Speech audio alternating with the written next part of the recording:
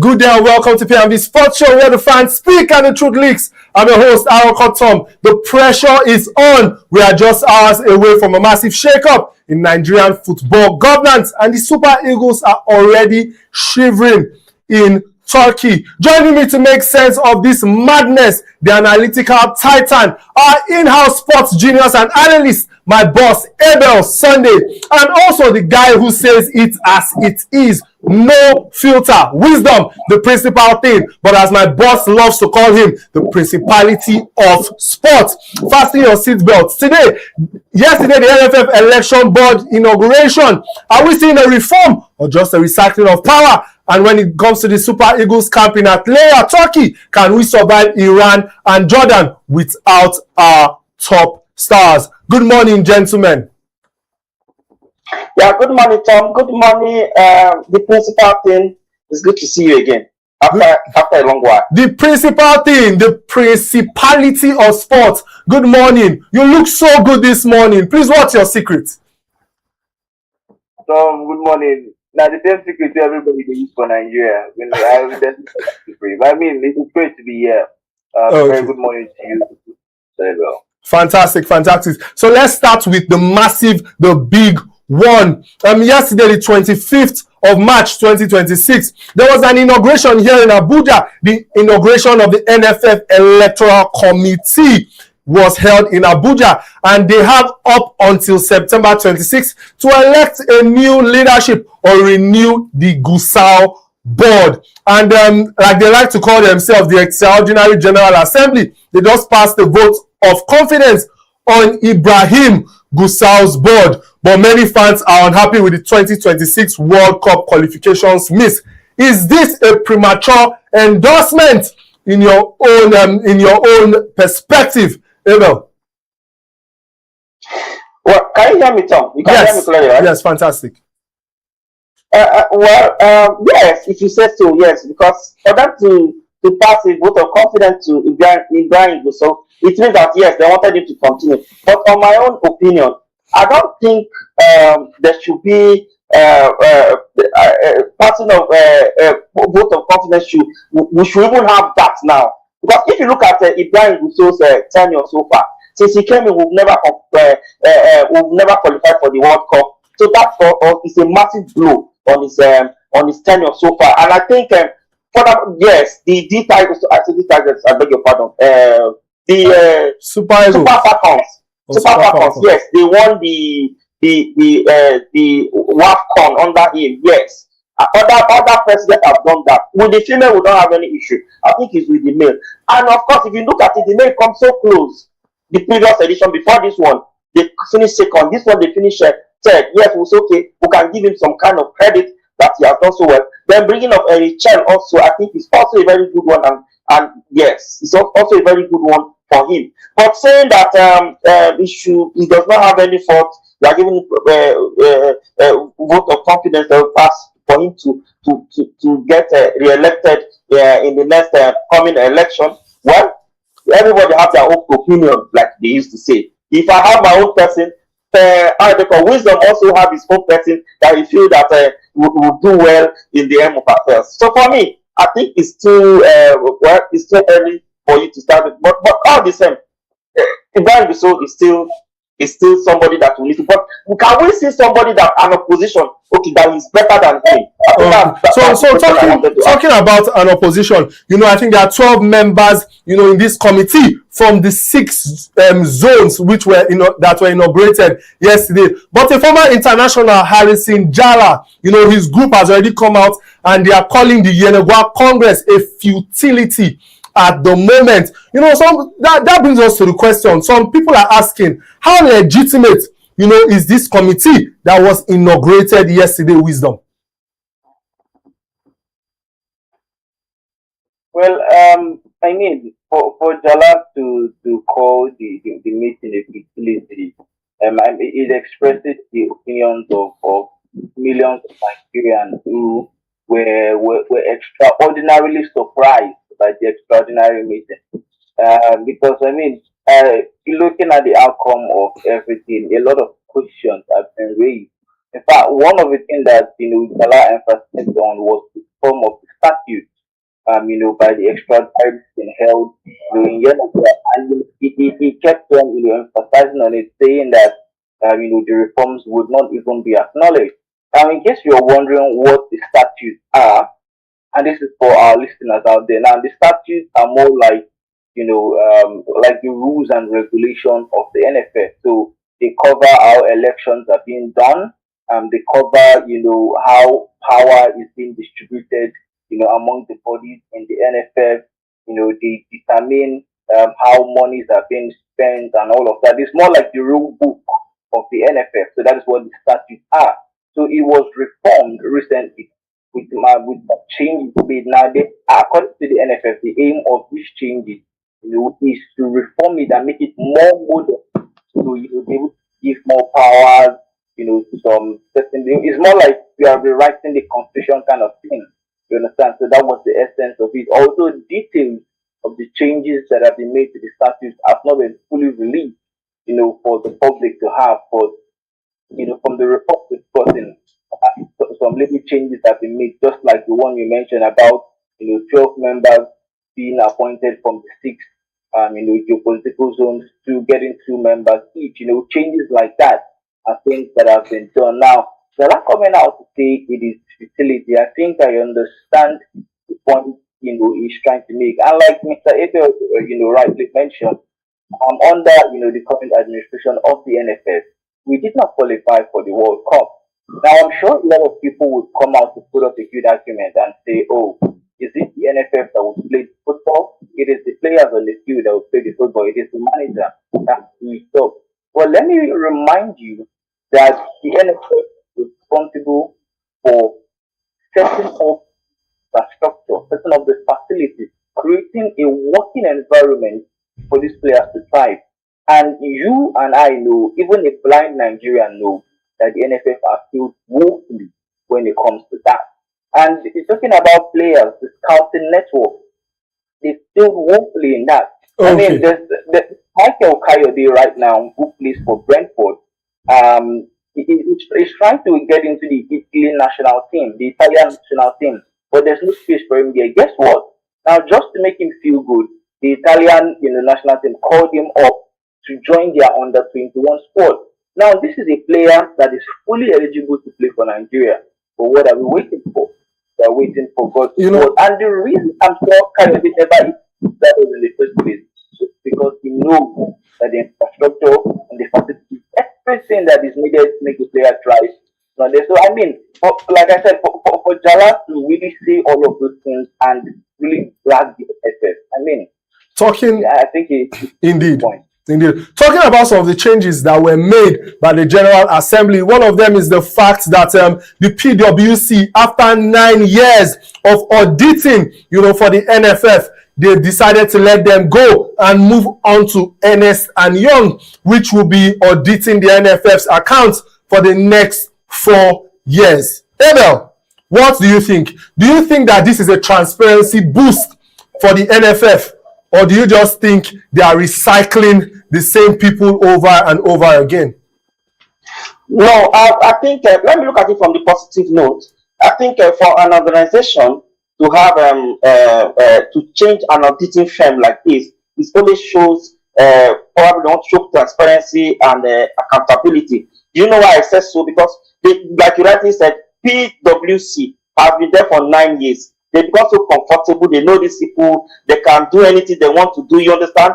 Changing them now to changing the auditing firm now to Ernst & Young. That is EY. I think now you are having new persons, so you don't even know how to.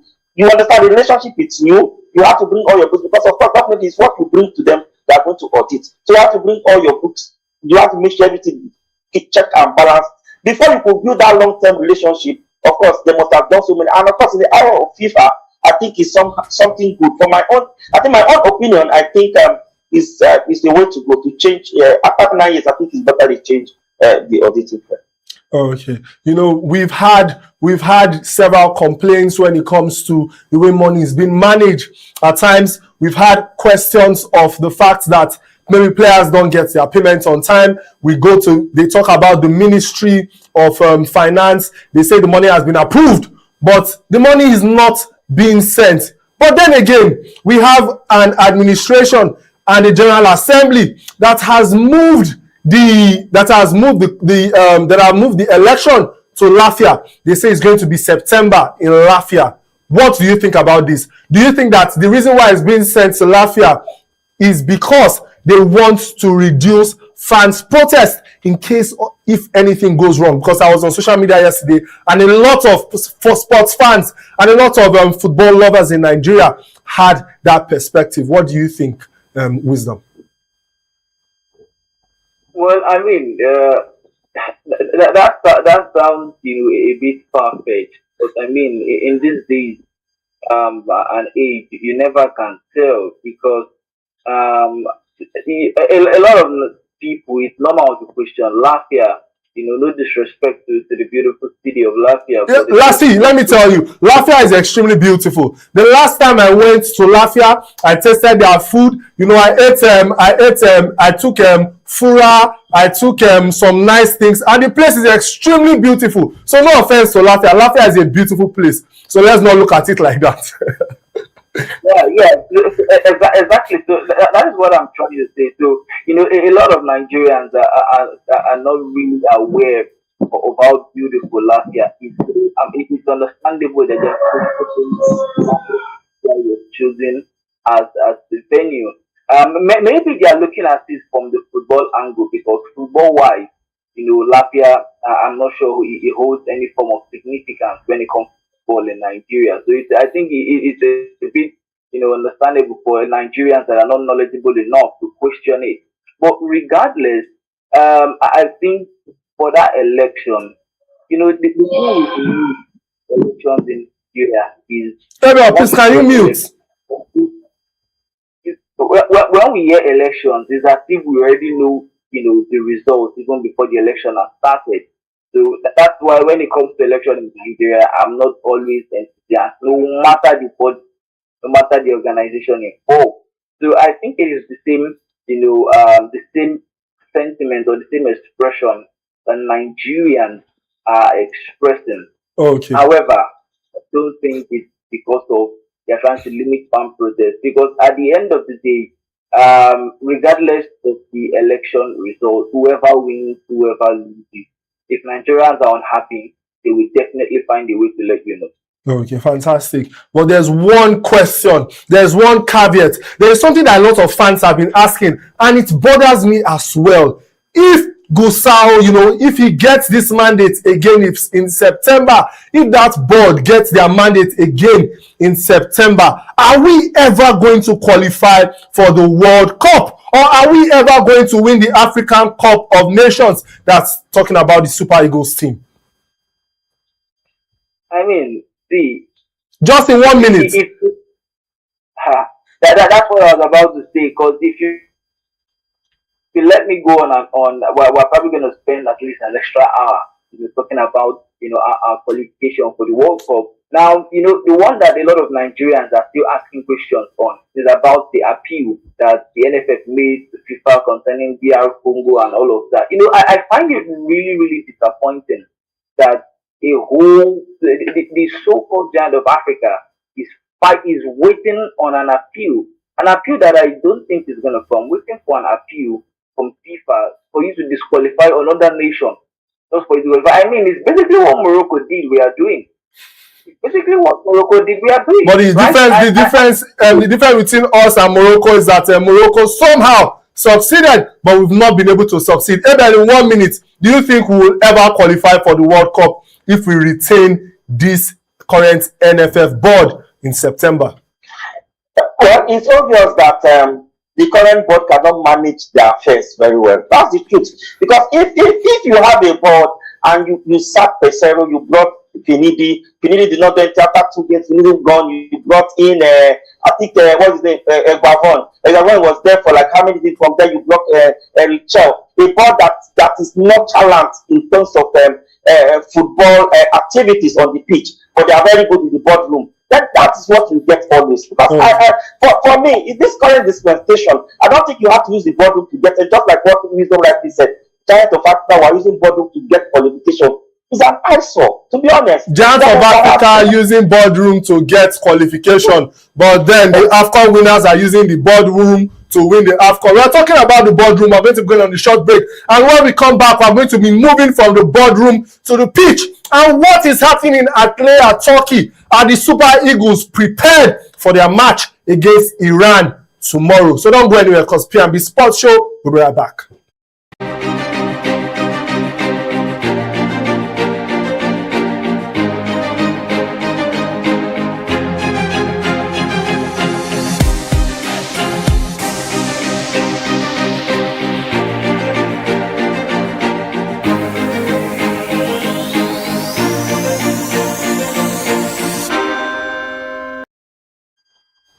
Welcome back to P&B Sports Show. I'm your host, Aaron Tom, and I still have some of the best sports and football minds in the world with me, which is my boss, my Oga at the top, Abel Sunday, and also the man who we know as the principal thing, wisdom, the principality of sports. Well, we'll be moving from the boardroom to the pitch. Players have been invited for the camp in Atlanta, Turkey, to represent Nigeria to play against Iran and Jordan. What do you think about this? You know, a lot of people have been saying that some of the players that have been brought in are B-list players when it comes to Nigerians that we have playing football in the diaspora. We also have some of our players, you know, that have injuries right now, even in our defensive line, like Calvin Bassey has a back injury. What do you think about this? Wisdom, do you think that this is a rebuilding phase for the Super Eagles, or do you think that this is a we don't care approach? No. I think it would be wrong for us to call it a we don't care approach, because if there's one thing I've noticed, first of all, about Eric Chell, is I like his flexibility. He's someone that is open and willing to learn, new things all the time. He's willing to try and experiment different things. And I think that is one thing he's trying to do with this squad. Normally, we know the usual crop of players that will be called when it's time for any international game. We're going to call the Alex Wobis, the Ademola Lookman, the Osimhen, the Calvin Bassey, the Frank Onyeka. We know the players you would expect in the national team. But I like what Eric Chell has gone through this time. We have flurry of talent that are popping up every day. A lot of people, choosing to allege themselves to Nigeria. So I think Eric Chell has finally decided to give these people an opportunity. And you look at the squad, it's a mixture of the experienced players as well as the new guys that are just getting a chance to showcase what they've got. And what other game is best than an international friendly game? You are not going to do experiments during a major tournament. It is friendly games like this that would help you, understand what these players, can deliver on the field of play. So I think it's a good one to see. It's a mixture. Having the experienced players, the regular first-team players, and then opening the door for, for the younger guys and new guys, to also come in. As well as, the notable omission is Victor Osimhen, who a lot of people said he wasn't even added to the squad before he picked up the injury. But at the same time, I think it was even a good idea. And because, we've always struggled without Victor Osimhen. Even his club side, Galatasaray, when there is no Osimhen, they struggle. Yes, so but I think it's a way of trying to find an evil when there is no Victor Osimhen. Okay. Talking about players that were not on the team list, I think that's one player to take note of is Stanley Nwabali, and also Francis Uzoho and Maduka Okoye. They are in camp presently. Do you think after the heroics of Nwabali that anybody is going to trust Francis Uzoho or Maduka Okoye to secure our goalposts in important friendlies like this, Abel? Quickly. Well, I think, to be honest, no disrespect, Francis Uzoho has been our number 2, right? And Nwabali did so well in our last outing, and he has done so well. There's no two ways about it. Even me, I've been one of the person that criticized Nwabali a lot, because sometimes he does this as if, I don't know. Before you know, you just see there was a time they were playing game at Uyo. Do you know that fans were practically shouting, please go back to your line, go back to your goal line, because already this guy has moved down to the middle of the pitch. Do you understand? So even me, I'm one person that really criticized Wambale, but the last afterwards, they said it was fantastic.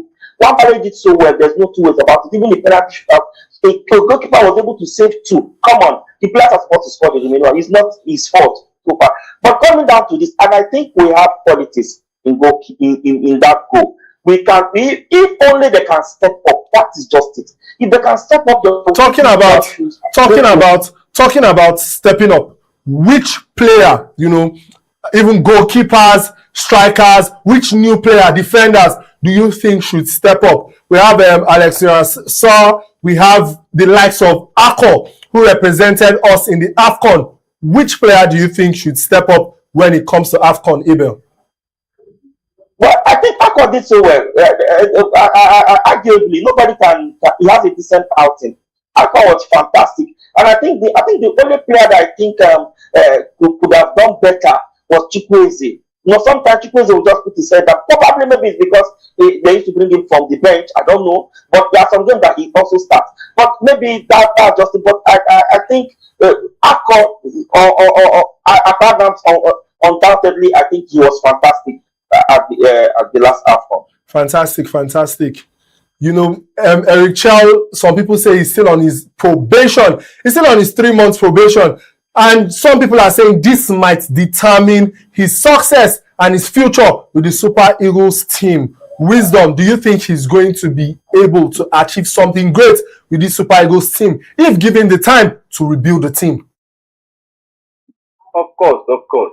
He is going to achieve something. I think I'm one of the people that have been swayed off the seat by Eric Chell in terms of how he is running the national team and tactically. I think he's one of the best managers we've seen in Africa.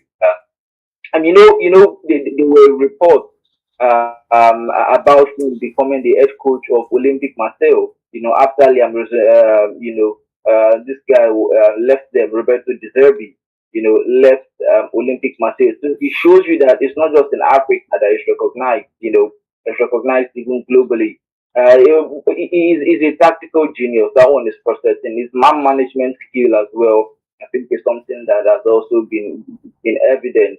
No coach can be 100% perfect. So of course he has his flaws. He has his own undoing. So I think he is definitely one that would deliver for Nigeria in the long run. And like you said, if given time, I think he's going to deliver. Okay, fantastic. The Super Eagles friendly fixtures in Atlanta, Turkey. We'll see Nigeria take on Iran tomorrow, Friday, March 27, 2026, 4 p.m. Turkey time and 2 p.m. Nigerian time. And also we'll be seeing Nigeria taking on the Jordan side on Tuesday next week, March 31st, 2026, 8 p.m. Turkey time and 6 p.m. Nigeria time. Well, the team is currently holding training session in Atlanta following their 2025 African Cup of Nations appearance with key players like Alex Iwobi, Ademola Lookman, Wilfred Ndidi. And even though some people will not want to say it, Adams Akko is still in the team. Thank you both for your incredible insights. Abel, Sunday, my boss and my oga at the top, and the principality of sports, for your incredible insights. Thank you so much, gentlemen. It's my pleasure.